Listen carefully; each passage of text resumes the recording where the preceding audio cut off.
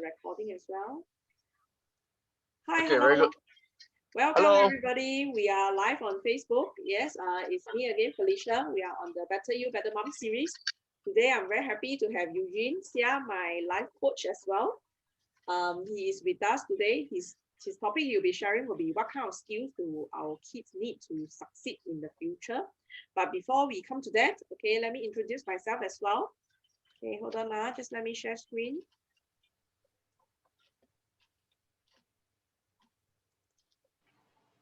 Okay. Hang on now. Just let me check. Have we got everything here?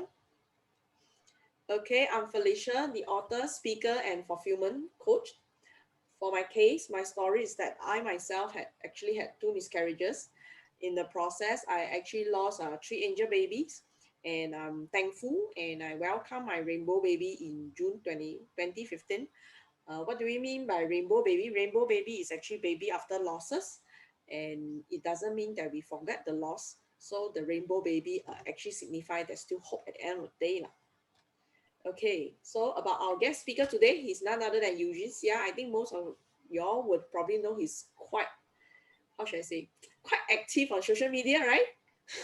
Yes. So he is actually a father of 3 and an abundance life coach. And in the last 7 years, he has been in schools, companies to share with micro trends and also corresponding future ready skills and mindsets to succeed. He has been featured many times, I think, over on TV, radios, newspaper, and likewise, he spoke at TEDx Youth on the topic of how to avoid the corporate zombie virus. Okay. Okay, without further ado, let's welcome Eugene. Hello. How Hello. Can have you you see me? been? Yes, I Very good. can Very hear good. you Yeah. nice and well. How has it been for you so far? Very good. Life is very good. I love working from home. Mm. Although I'm Okay. not working from home, I'm working from car right now. Yeah. I think that's the thing with technology. We can Yeah. go everywhere and also we zoom everywhere. Probably you want to discuss what kind of a father are you? Do you think you are? uh, First of all, actually, I was featured on Talking Point on fatherhood about 5 years ago. Oh, Yeah. interesting. Okay, good. Yeah. So what kind of father am I? I was telling Talking Point that I'm a lousy father, lah, basically. That was 5 years ago. Okay. I'm Yeah, sure yeah. you have Still learning, still struggling. Yeah, I don't want to pretend to people that I'm such a wonderful father. Yeah, because I didn't have a good role model when I was young. Yeah, my father is a typical, I mean, he's gone already. He passed away 2 years ago. He's not a very active father. He doesn't actively guide me or anything. So, since I was growing up, I think Chinese fathers are like that. So therefore, I also became like that. And it caused a lot of problems in my family. So I had to learn from good role models in my church to how to be a better father. Yeah, so I would say now I'm still learning. So if you ask me what kind of father I'll say I'm a learning father. I'm a student father. Yeah. but you have been in business for quite a while, right? And being a life 7 years. yep. Mm. And abundance life coach, how do you think has the role helped you to be a better father? Oh yes.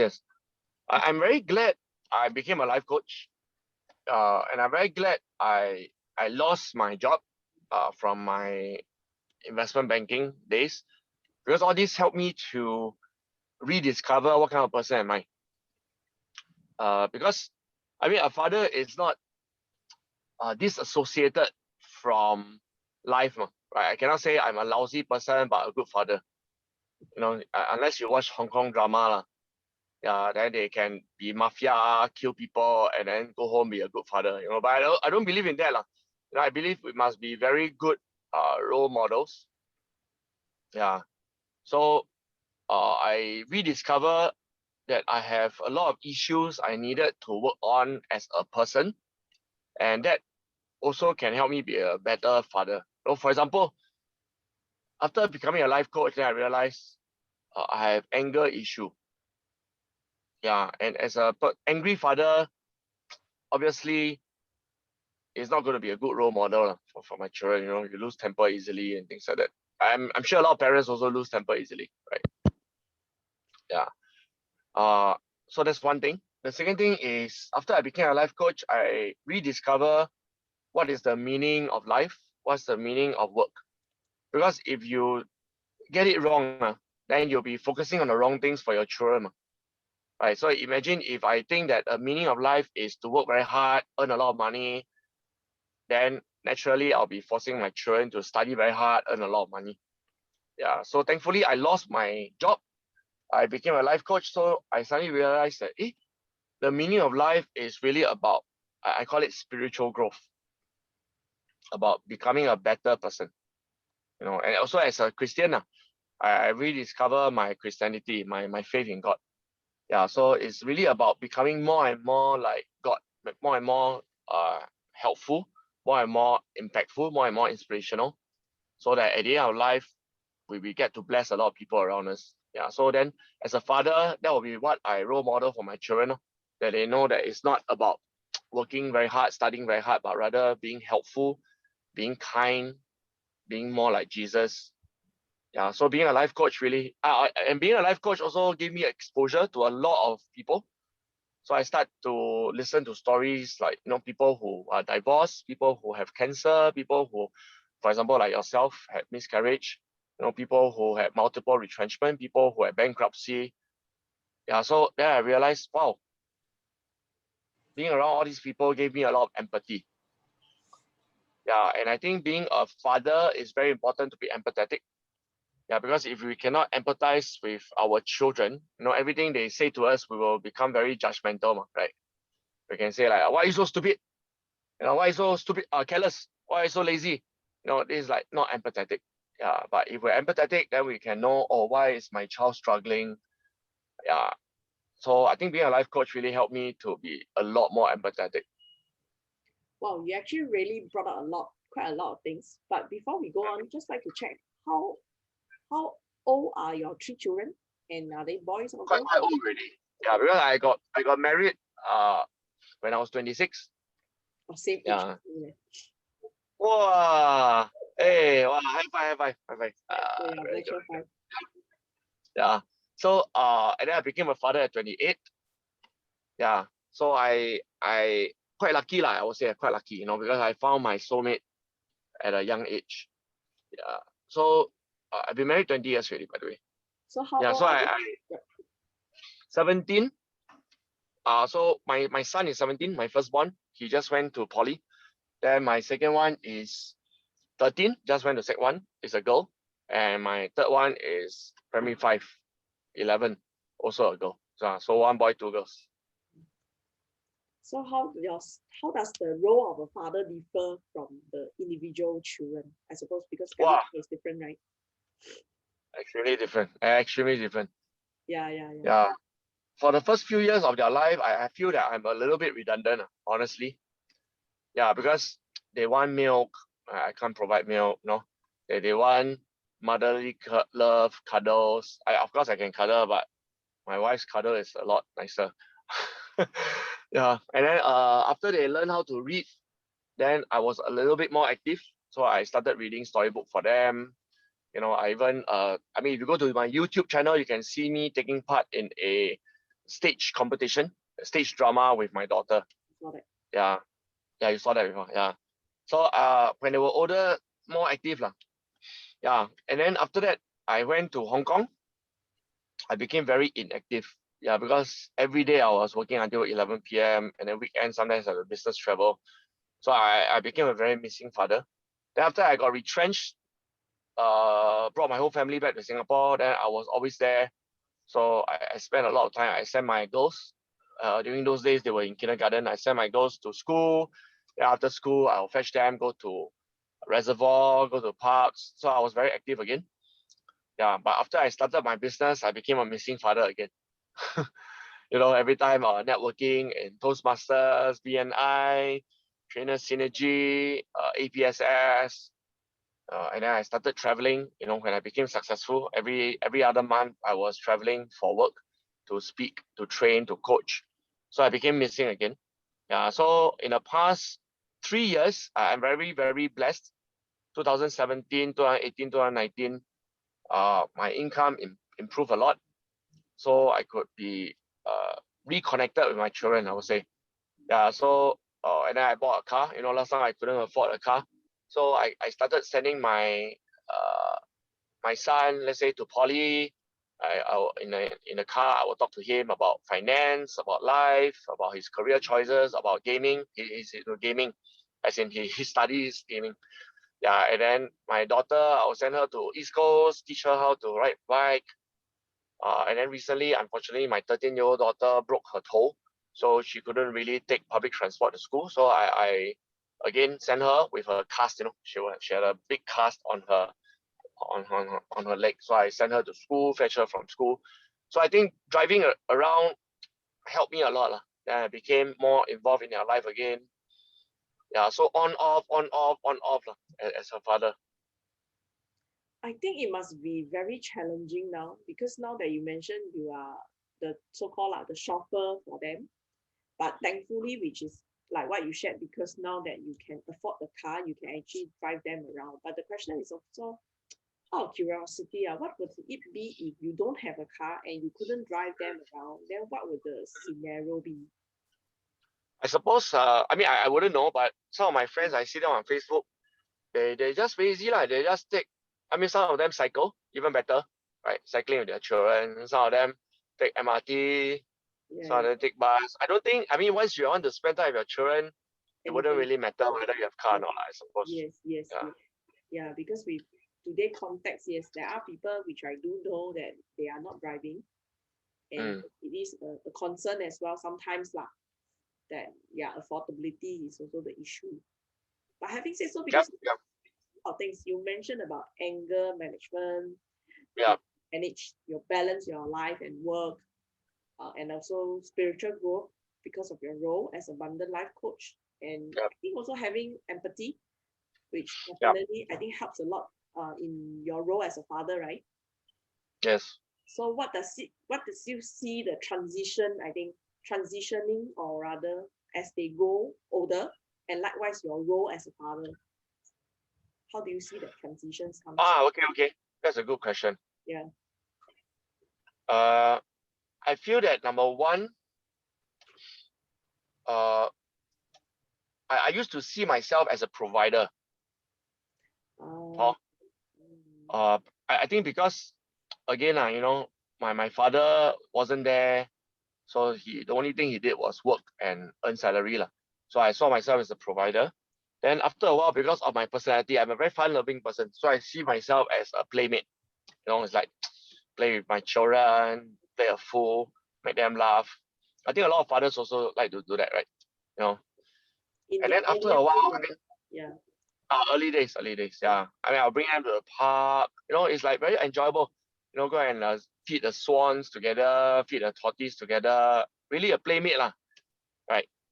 And then the only thing I never see myself is as a tutor. Yeah, I just Mm. I don't like the academic life. Yeah, so I just don't want to sit down beside my children and then guide them in their studies lah. I don't know whether it's a good or bad thing. I just No, refuse to do you that. did that. You did that, you or you didn't? I did that before. It ended up horribly. I remember in Hong Kong, right? Because I was based in Hong Kong for 2.5 years. I used to take leave. The whole week I take leave to guide my son on his science and his maths. I ended up slapping him. I tell you, I Mm. ended up throwing away his Lego. It's like I suddenly realized my temper is very, very bad. Yeah, and it tear my relationship apart. And I mean, what's more important than relationship, right? Yeah, so I realized that I was prioritizing the wrong thing. So I decided, okay, I'm not going to talk to my children about studies anymore because I have very short patience when it comes to studies. Yeah, unfortunately, because for me, my results were quite good. Yeah, I say unfortunately because then I tend to compare. I'm thinking like, hey, are you my children or not? Benchmark, benchmark, yeah. Yeah, which is not healthy, obviously, right? So I decided, okay, I'm not going to be a tutor for them. Then recently, because my son is already 17, right, sort of a young adult, so I became sort of a coach for him. Yeah, I open bank account. I teach him how to manage his finances, teach him how to save more, how to budget. And moreover, I'm a financial consultant. Yeah, so all this Of course. I feel is very, very important for him. Yeah, for my daughters, because they are still young, set one and primary five, so I haven't really reached that stage yet. But for my son, I feel that I am becoming more of a coach for him. Yeah, because you mentioned he's 17 by right, supposedly to be going NS soon, right? If not that he's Oh no, because poly so yeah, another just 3 years to more years. go. By right. Then yeah, then NS after that, army after that. Then after that, see whether he wants uni or he just goes to work. So have you talked or discussed with him on that, as in his direction? Oh, I talked to him about it when I was driving him around in my car. But I mean, he doesn't know yet, 17. Right. I'm just very, very glad because he chose his own course of study in poly. Yeah, so he really loves it a lot. You Which know, gaming. oh, so you didn't help lah in that sense making the decision. He just come to it. No. Oh. Yeah, he was very sure he wanted gaming. So I'm just, I mean, 行行出状元 嘛, right? You know, every career would have people very successful in it. Yeah, so I mean, if he wants to chef, so be it lah. If he wants to be a YouTuber, so be it. You know, skateboarder. You know, recently got Olympic champion. 13 years old only. Yeah, so whatever he choose to do, just be very, very good in it, lah. Yeah, so now he choose gaming, so I support him fully. So would you say that you are a supportive father in that sense? Extremely. Ah. Yeah, I mean, the only thing I can't stand is inconsistency. Yeah, I don't know where it's good or bad, but I cannot stand inconsistency. Like one moment you want this, halfway, then that's bad. yeah. It's like what you want. Right? I mean, if you are consistent, you want to be a chef, then I support you all the way. Then you don't like drop out of school, be a chef 2 years, then say don't want already, then be a gamer, then 2 years don't want. Then you end up doing nothing, right? Throughout your whole life, become good for nothing. Yeah, studying 1 year, 2 year, then change. Say don't like. Yeah. Yeah, true. So I cannot stand inconsistency. But the question is whether what you share also, because he's only 17 so he could be still unsure, still wanting to try So shouldn't we let them try? Or Yeah, try. I mean, now he is doing gaming. After 3 years, if he decide to study business, let's say, then I feel that it is complementary. I mean, gaming is just a technical skill, and then business is a soft skill. So you can combine these two. Yeah. So I think depends. If he suddenly go be plumber, right? Let's say, then gaming and plumbing, like, I cannot see a overlap. Yeah. You know, but there are a lot of things with overlap, like suddenly public speaking, or suddenly business consulting, or suddenly software engineering. All these are complementary to gaming. Yeah, but some things are just not complementary, like dentistry, plumbing, tailoring. Like, yeah, that one cannot link. Yeah. So if he's open to it, then I'll be guiding him. If he's not open, if he insists, then hopefully his next choice, like let's say tailoring, becomes his next big thing. But if we take another 2-3 years of tailoring and say don't want already, this time he wants plumbing, then I really think it's waste of time and waste of money. Yeah, but so far I think he's really focused on gaming. Yeah, so I think as a father and as a life coach, I can connect him with internships. People around me who are my clients, who are my friends, they are also into gaming. Then I can connect him with internships. Yeah, you can leverage. Leverage. Yeah, and I think everyone listening to our Facebook Live right now, same thing. As a father, as a mother, it's not just about coaching them in their studies. It's really about how do you use your network to connect our children so that they can be more future ready. So having said so, also because recently with the COVID pandemic, our world in that sense has evolved greatly to rely extensively on technology, especially like Zoom, like what we are doing. And so is our children, kids generation. So how can us as parents help or reduce the use of technology on their generation? Or how do you feel about it? First of all, I feel they shouldn't reduce. Yeah, I know it's a bit controversial. Yeah, because a lot of parents always say like, oh, children. No, I mean, I'm not talking about children. I'm talking about 17 years old, right? 13 years old. they definitely shouldn't reduce. I mean, this this is their life, especially now with COVID. You know, Yeah, a lot of us we all who learning. don't use technology that much, now we are forced to use technology. So definitely, I think reduction is out of the question. You know, now you see, even food needs to be delivered digitally now, right? No, not delivered digitally, but ordered digitally, Mm. right? Even coaching, I used to book an office in Tanjong Pagar and Bugis to do coaching in person. Now, also have to do it through Zoom. So I think increase is a norm. Okay, so now how do we help our children to be integrated in their life? You know, in terms of mental health. You know, mental health is a big topic Yes, nowadays yes, due to the definitely. Yes, murder case. You know, and also physical health, because if they are staring at their computer screen every day, sitting on their secret lab chair, then they are going to get high cholesterol, diabetes in in record timing. Yeah, so it is really a matter of how do we guide our children to use their digital devices, but at the same time be healthy mentally and physically. I think that's really the very big question, and I've no solution. Just to be very transparent. Yeah, but how I do it myself, right? Because if parents don't even do it themselves, don't be a hypocrite lah. You know how to guide our children, right? true, Yeah. true. So the reason why I'm in the car right now is because I just finished hiking at Macritchie Reservoir. Yeah. So I know I'm going to do a Zoom with you, but that shouldn't trap me at home. You know, I shouldn't be like trapped at home, like no hiking, no exercise, and just waiting for the Zoom to occur. Right. I can still go out. I can still go hiking. In fact, nowadays when I meet clients, I prefer to do it face to face. And the government still allow one-on-one face-to-face, right? So Yeah. I go hiking with them. But if they feel uncomfortable, you know, like they are afraid of catching COVID-19 from me, then I can do Zoom with them. Like just now, in fact, I just did a Zoom coaching with somebody, but I was hiking. Yeah. So I still get my mental and physical exercise, but that person is at home Zooming me. Yeah. So be creative lah. That there's no one is forcing us like must do Zoom at home. Must do Zoom in office. You know, we can do Zoom while walking. Who say cannot? Yeah, True. so once our children see us do that, then they have a good role model. That means they also can see how they can integrate mental and physical health with digital devices. I think that's a very good way of bringing up as well, because I think frankly I do have parents complaining as well that they are using the computer or zooming until late nights. So the question is how to help them, because which is true also, parents are also doing the same because of their Yeah. work. Yeah, so the question is how to get things done, yes, and still take care, be it of your physical, mental, or emotional health lah. So that is Yes. one very genuine concern now lah, I think, in today's Yes. context.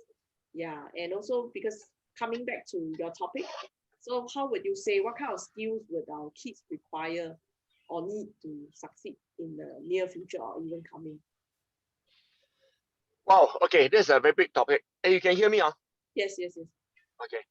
So I would say there are three categories of skills. And this is according to World Economic Forum. This is not Eugene Seah talking. This is World Economic Forum. Yeah, so legit one, legit. So the first thing is called high tech skills. Yeah, this one a bit no brainer. Everybody also knows coding is important.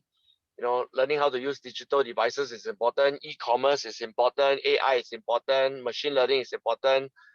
Drone, all these are important.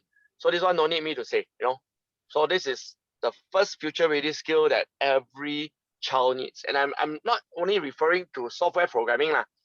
You know, so you can actually be the person using the technology. You don't have to be the person designing the technology, right? So this is called high tech skills. The second category is slightly less obvious. It's called high touch skills. High touch skills. Yeah, so I think this one a lot of parents actually don't know. Yeah, and unfortunately MOE also don't know. You know, our Ministry of Education, or maybe they know but they purposely don't want to teach. I don't know why lah. Some people have conspiracy theory think that our government purposely don't want us to learn soft skills. I don't know why. Yeah, but I feel that high touch skills are very important. What do I mean by high touch skills? Like empathy, right? Influence, persuasion, sales, counseling, coaching. All these are leadership. All these are called high touch skills. That means our children need to learn how to influence others, how to connect with others emotionally, how to be a good leader, how to persuade others, how to do public speaking. All these are high touch, machines cannot do it. How machines do public speaking? I mean, machines can do the public speaking, but they are never going to be better than a real life human being talking to you, Right? It doesn't make sense. How can machines do counseling? How can machines do coaching? So these things need to be done by human being. Or like nurse. I'm sure you prefer a nurse to do vaccination for you than a machine, right? Especially a pretty nurse. Yeah. So it is very important. All these high touch skills, very important. I mean, as a mother, imagine you go to hospital, you want a gynae, a real life gynae to empathize with you, right? Like let's say you had miscarriage, you want a real life doctor in front of you to empathize, to feel for you. Not a machine in front of you say, I'm sorry, you have miscarriage. Like no human touch, Yeah, so that's the second kind of skill. And I think children are greatly lacking in this. Right? There's a lot of bullying, cyberbullying, real life bullying in school. So not only do they lack high touch skills, they actually, purposely hurt people. That is a definite no-no. The third category of future ready skills is called high thinking skills. High thinking. Yeah, I think a lot of people don't know there's low thinking and high thinking. Okay, so what do I mean by low thinking? Low thinking would be memorization is low thinking. Gone are the days where you just need to do 10-year series and memorize. That is like 1980 something lah. Now it's 2021. Your children only know how to memorize how to find a job. That's ridiculous lah. Nowadays you don't need to memorize anything because all the information is in your pocket, right? It is on Google, it's on Wikipedia, it's your shared drive in Google Drive. No need to memorize anything. Just open the drive and read the SOP. Yeah, so I think high thinking skills is better than low thinking skills. So high thinking skills is things like analysis, right? Critical thinking, creative thinking. These are called high thinking skills. So our children badly, I would say badly, underline badly, need to be more creative. How do they connect the dots between medical sciences and aeronautics, biology, with healthcare?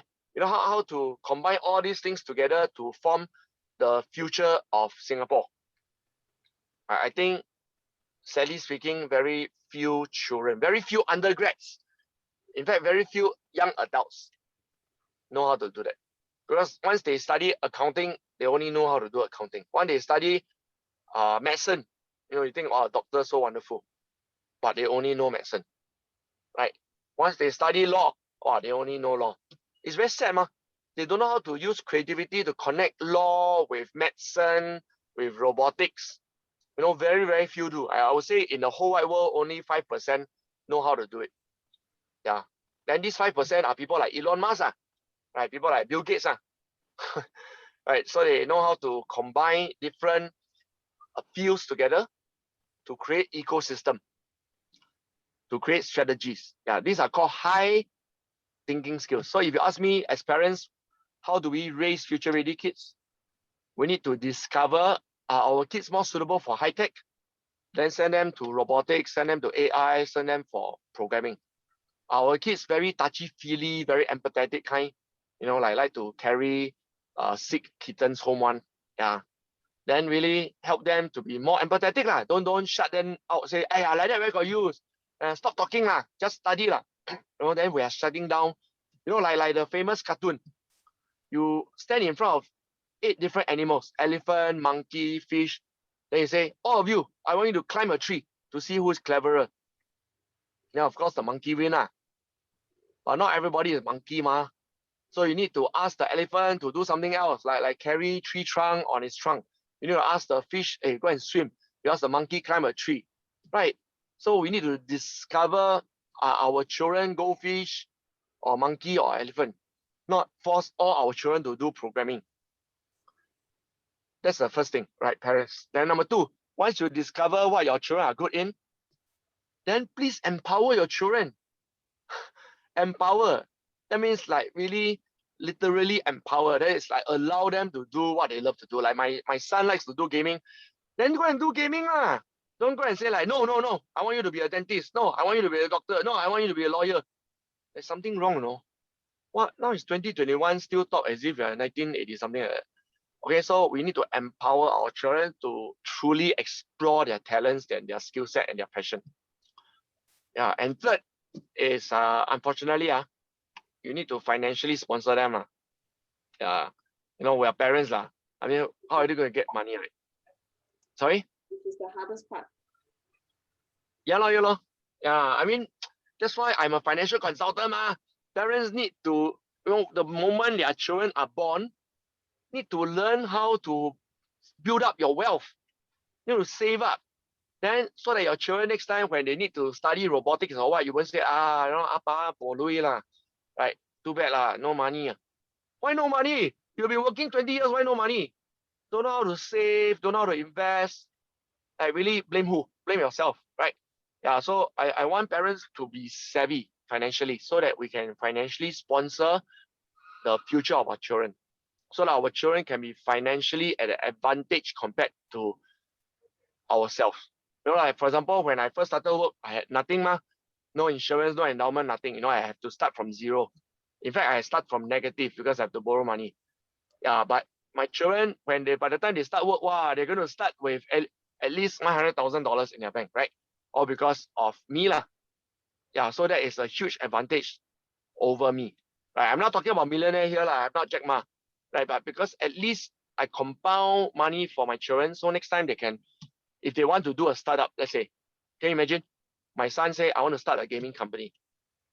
Then I can be his venture capitalist, I can be his VC, I can be his angel investor because I have saved up money for him since he was young.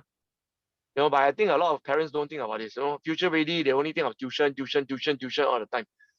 Hey, do you know in China now it's not allowed to have tuition in your core subjects in school, you know? And I think sooner or later this trend will come to Singapore. And one day, can you imagine? You can no longer get tuition in maths, science, English, Chinese.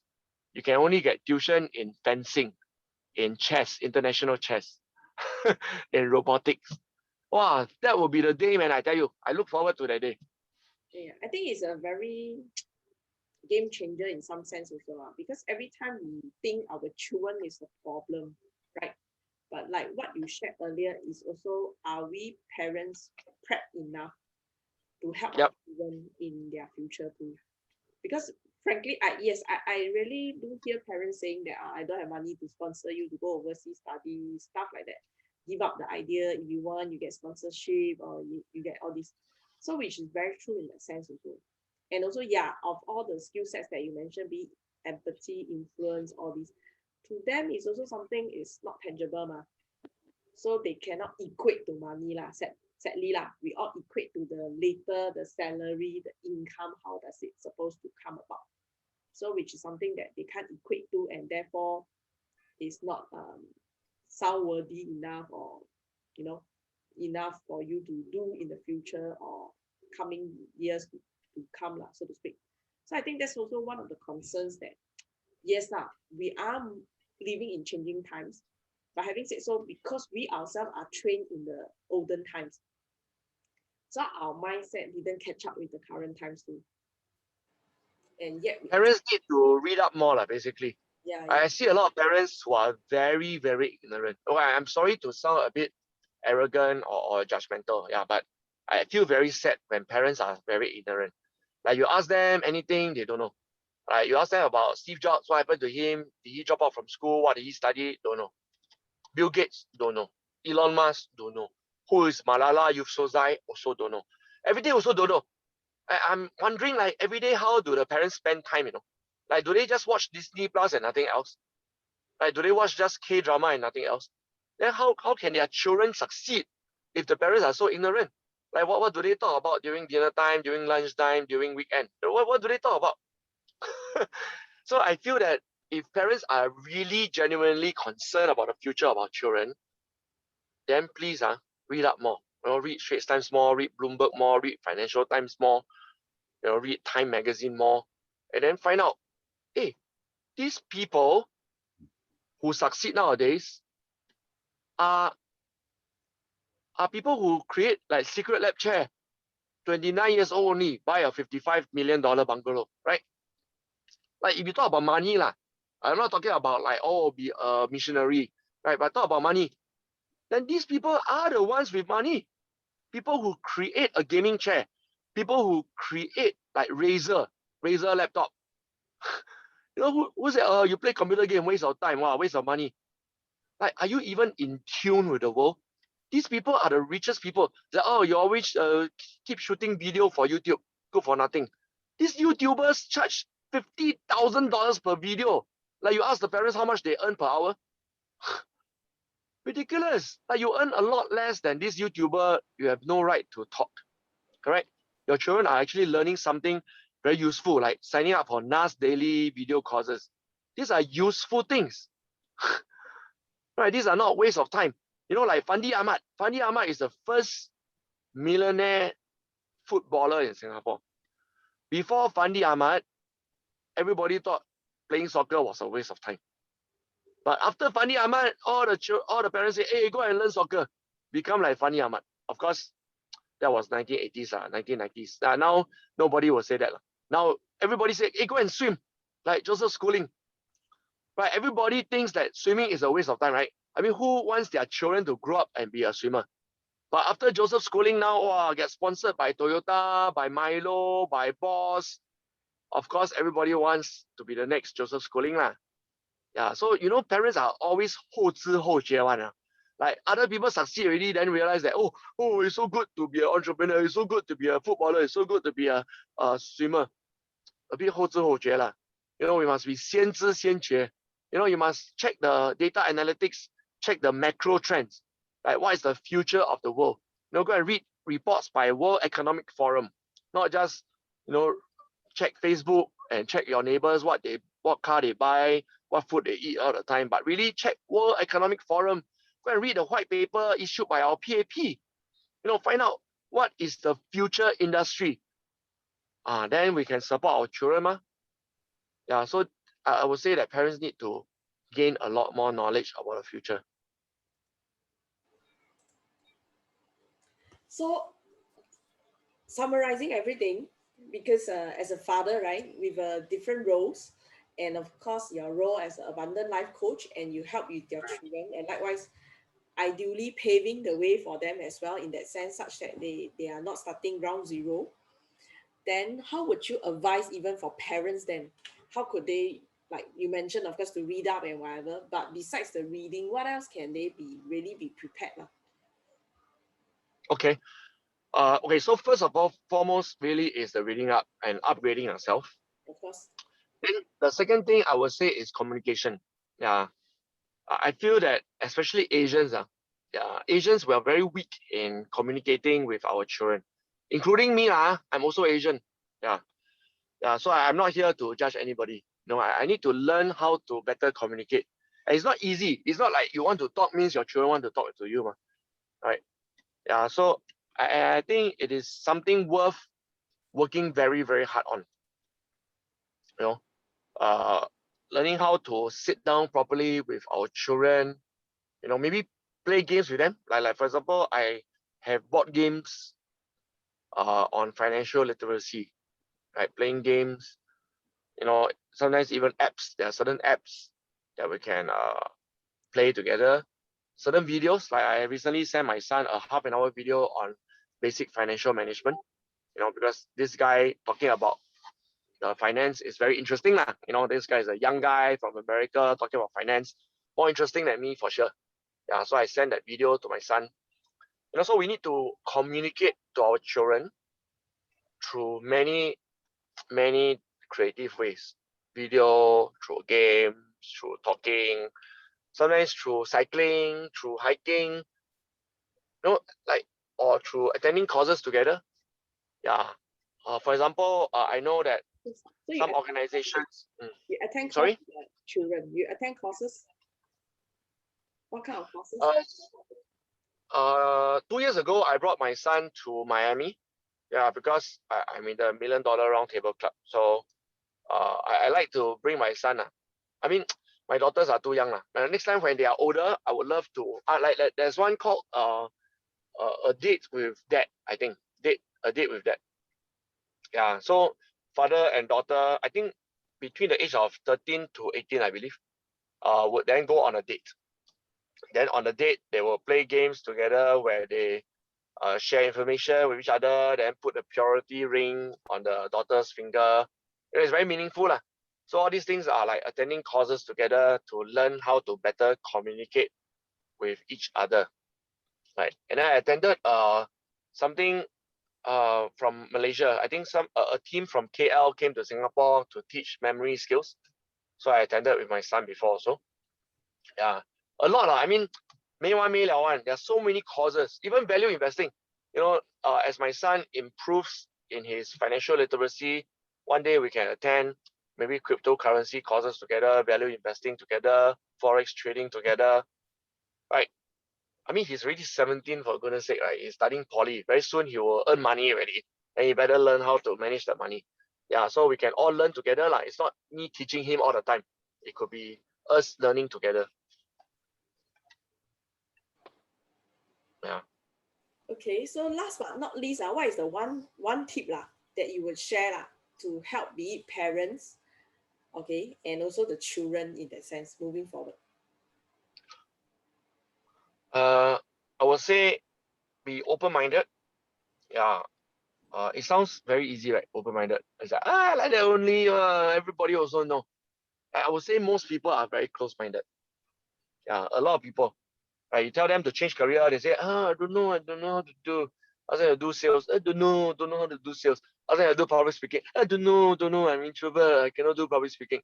So most people are very, very close-minded.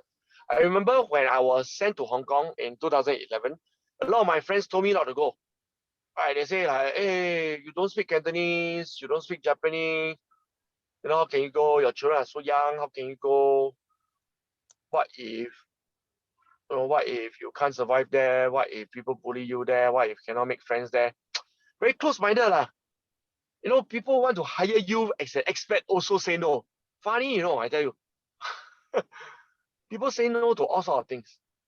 So I think the number one most important tip for parents is please be open-minded. Yeah, be open-minded about what your children want to do. Be open-minded about what courses your children want to attend. Be open-minded. Like for example, my son was in Hwa Chong, and by right he was supposed to go to junior college, right? It's a true train, year 1 all the way to year 6. Then after that go to uni. Yeah, but he chose to take O levels, Yeah, and a lot of people were very close-minded, say, true train, hello, can you wake up or not? How can you go and take O level? Yeah, but I need to be open-minded Yeah, so I say, okay no problem, go and take O levels. Then after that, go to poly. It's not the usual path, but I need to be open-minded about it, right? Yeah, and then be open-minded. Oh, I remember PSLE, right? That year, he wanted to go to Lijiang to be with a missionary family.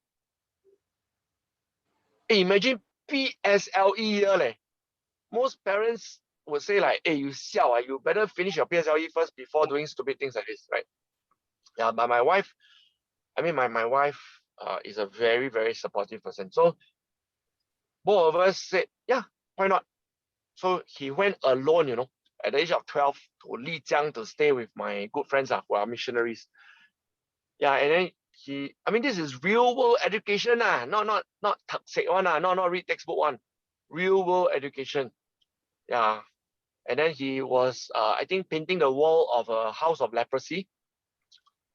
Volunteering there. So this is called open-mindedness, because a lot of parents will say like, leprosy. What if he catch leprosy? Yeah, so this is my number one tip. Be open-minded to what your children's future is. And your children's future will be very different from your future. I don't care how successful you are as a dentist or engineer. Your children will be very different. Their kind of success will be very different. It could be school dropout and make electric chair. Sorry, electric chair means execution. Yeah. Make gaming chair, or make laptop, or make backpacks. I know a very successful, very young girl, just graduated from SMU, who is now making backpacks, very successful. Has hundreds of countries selling her backpacks already. So it's not the usual definition of success. Yes, yes. Yeah, so parents need to be very, very open-minded. But how about for the children? What is the one tip for the children then? Now they are coming to this so-called changing world also. Yeah. Very, very good question. Yeah. So if there's any children who are listening, not children, but maybe like teenagers and above. Yeah. So my tip for them is learn how to fail forward. Yeah, fail forward. That means be willing to try anything. I mean, now you're so young, even if you fail, you're not going to be a bankrupt for sure, right? And even if you fail, nobody's going to go hungry because you fail. Because you have no dependence, whereas I got 3 children, I got my wife counting on me. If I fail, means very big implication for my family. But for all these teenagers, they feel like no big deal lah. Right? At most 1-2 months, no pocket money. So I think this is the perfect time for children to try all sorts of crazy ideas, like go out, approach strangers, sell your art and craft, sell your paintings, sell your jewelry, do e-commerce, do drop shipping, sell printed t-shirts, do all the crazy things. And then they will learn along the way, right? They will learn that, this is the right way to do copywriting. Oh, this is the right way to do Facebook marketing. Oh, this is the right way to do search engine optimization. If they everything only study textbook, then there's no failure, but there's no success also. So it's really about doing, not studying, doing. Like if they learn digital marketing, then go and do something that has digital marketing. If they learn like public speaking, then it's not just having a public speaking competition, but really use public speaking to sell something. Yeah, so I my number one tip for children and teenagers is please experiment and learn to fail forward. I think very insightful sharing today, which I'm very thankful for you as a father role and also as a coach, the coaching role that it encompasses, because right now with the changing times, it's really very hard to predict what the future holds for the children, and also because everything is changing now. How can we ourselves trying to accommodate or even adapt to the new change, at the same time require our children to have that kind of similar or if not higher standards? So thank you for your sharing. And also likewise, just let me share screen as well. Okay, can you see my screen? Yep. So again, as mentioned, this is my monthly Better You, Better Mom series, whereby we share about different topics, be it on self-care, couple care, children, parenting, or even family care, whereby I have a Facebook group as well that you can join. And likewise, next coming month will be Yani Yong on 17th August. Okay, and also on the sponsorship of the book, To Baby with Love. Actually, a lot of people has been asking it. I'm trying to do a Chinese translation for it as well. And what's next also, you can always connect with me. And if you feel that you're stuck with the current challenges or your life, you want to make a change, but you don't know how, speak with me, okay? And last but not least, the journey of finding your rainbow after braving the storm is what truly makes our life more meaningful, okay? Thanks also. Thanks, Eugene. Anything you want to share lastly for our audience? Yes, I want to say that Felicia Tan is a very, very amazing lady. Right? She has she didn't pay me to do this, so she has been very resilient. After multiple miscarriages, a lot of people will be depressed, but wow, she now wants to influence and impact and inspire many other mothers. and she has gone beyond just I mean, she used to be a graphic designer, yeah, but she has gone beyond. You know, she started acquiring new skills. She even lost weight, and now she even helps other people to lose weight. You know, she even helps people to find fulfillment in their life. So I just find it a great privilege to know you. Yeah. And I wish and pray that more and more people get to know you and be blessed by you. Yeah, yeah. I also have to learn your new high touch skills now. So get myself ready, for my children incoming to come. If not, I think that's the problem. After seeing all the so many category, I think I need to relook into it again. Okay, nice sharing. High touch. Yeah, I thank you for your time today. Okay, so thanks. Thank you. Bye. Bye bye.